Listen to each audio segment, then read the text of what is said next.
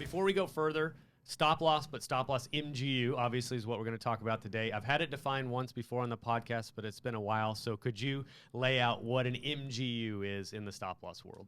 So, okay, managing general underwriter, as they're called. To me, or my definition anyway, is, MGUs are stop loss providers. They perform, and more often than not, most of the services that any other direct writing carrier or BUCA would cover. They underwrite, they issue policies, they collect premium, they pay claims, and those are the things that they do. I mean, no different than any other stop loss provider. The big distinction to me between an MGU and a direct writing carrier, a BUCA, is risk.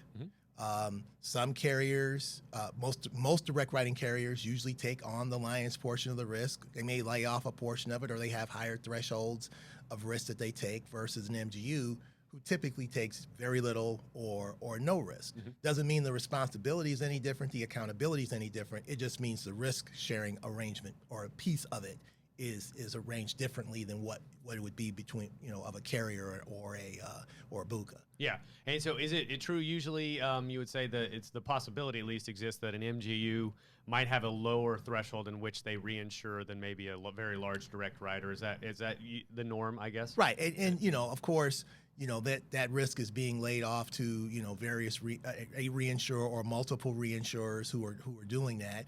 And then they're paying, and also the paper involved, which is the carrier. They're paying the carrier for the right to issue policies under their name. And then the MGU themselves take a percentage of the premium as their way to pay the bills. Yes.